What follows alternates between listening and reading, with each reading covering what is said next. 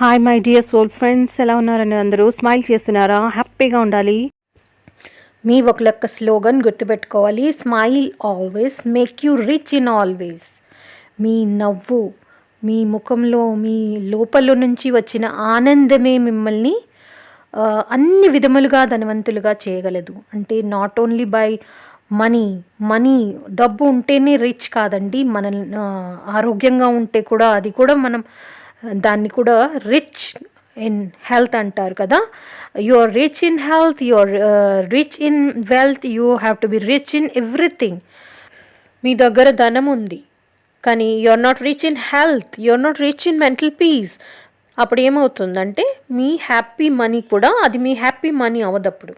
అప్పుడు ఏమవుతుంది, మీరు హ్యాపీగా ఉండనప్పుడు మీకు హ్యాపీ మనీ రావట్లేదు. అక్కడ ధనం అనేది, ధనంతో మీరు సంతోషంగా ఉండాలి అనుకుంటే ధనం ఒక్కటే ఉంటే సరిపోదు కదా. ధనం వల్ల మీరు సంతోషంగా ఉండాలి, అన్నీ పొందగలగాలి.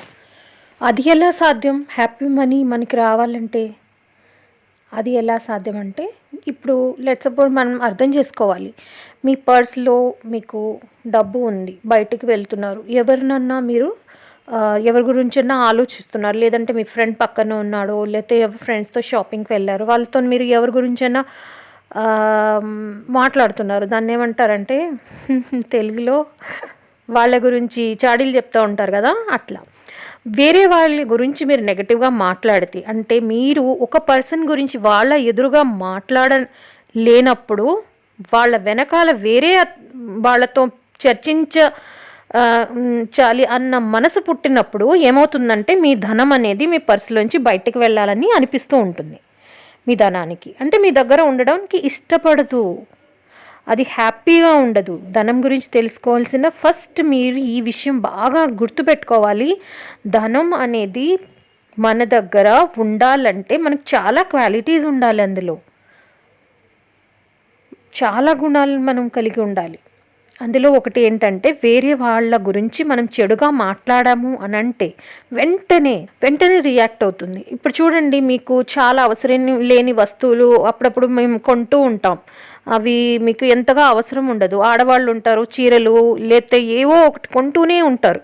అనవసరమైన ఖర్చు, ఏంటో ఈరోజు ఇంత ఖర్చు పెట్టానని మీరు వచ్చి అనుకుంటారు. అవసరం లేనివన్నీ కొంటూ ఉంటారు. ఎందుకంటే ఆ డబ్బు మీ దగ్గర నుంచి బయటకు వెళ్ళాలి అని అనుకుంటూ ఉంటుంది. కాబట్టి అప్పుడు మనం గుర్తు తెచ్చుకోవాలి, నేనేం చేశాను ఈరోజు, ఎవరి గురించైనా మాట్లాడానా, ఏం చేశాను నా వాక్కు ద్వారా. అంటే వాక్కు గురించి నేను చాలా వీడియోస్ చేశానండి. బ్లెస్సింగ్, అది మనం బ్లెస్ చేస్తున్నాం, వేరే వాళ్ళని మనం బ్లెస్ చేయాలి తప్ప వాళ్ళ గురించి మనం చెడుగా మాట్లాడామనంటే ఆ డబ్బు బయటకు వెళ్ళాలని అనుకుంటూ ఉంటున్నాను.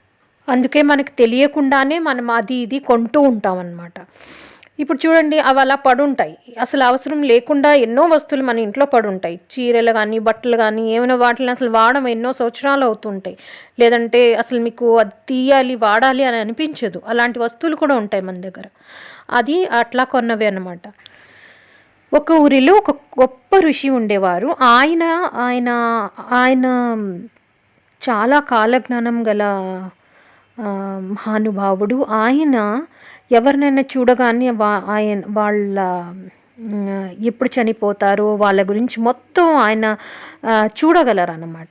అంత గొప్ప ఋషి ఒకరోజు ఒక ప్రసంగంలో, అంటే ఆయన చాలా లెక్చర్స్ ఇచ్చేవారు. ఆయన ఒక రోజు కథ ముగిస్తుండగా, అందరూ వెళ్ళిపోతుండగా ఆయన వెనక నుంచి చాలామందిని ఆపేస్తారు.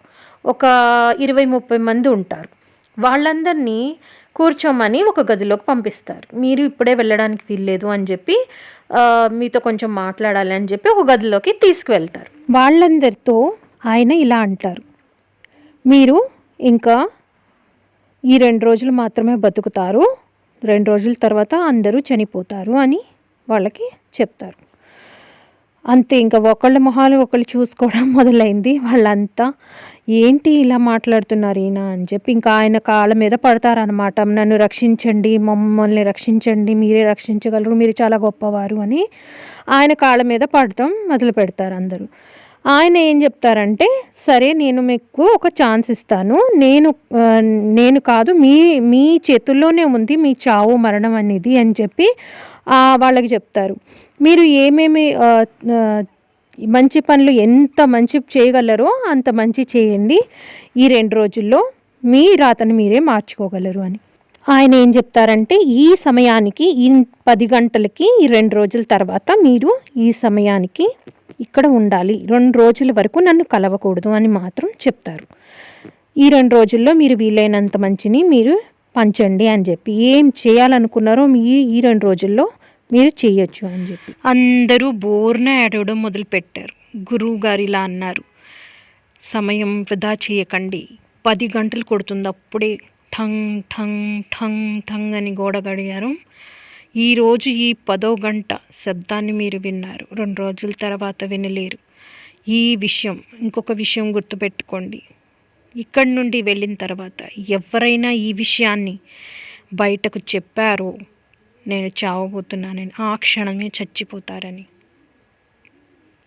అంతే, ఇంకా బోర్నే ఆడవడం ఇంకా మొదలుపెట్టారు.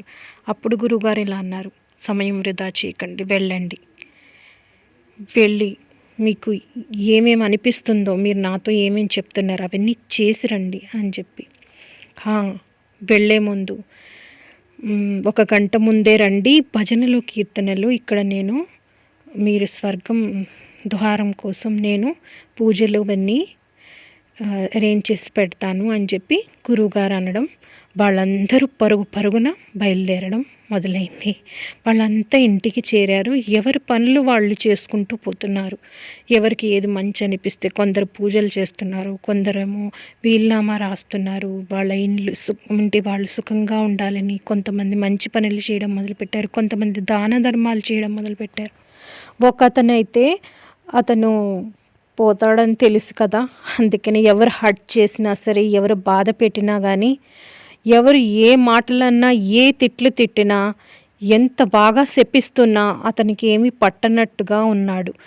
అతనిలో ఏ కదలిక లేదు, అతనిలో ఆనందం మాత్రమే ఉన్నది. అతను ఏమన్నాడంటే, భగవంతుడా వీళ్ళకి ఏమీ తెలీదు, వీళ్ళ మీద దయ ఉంచు,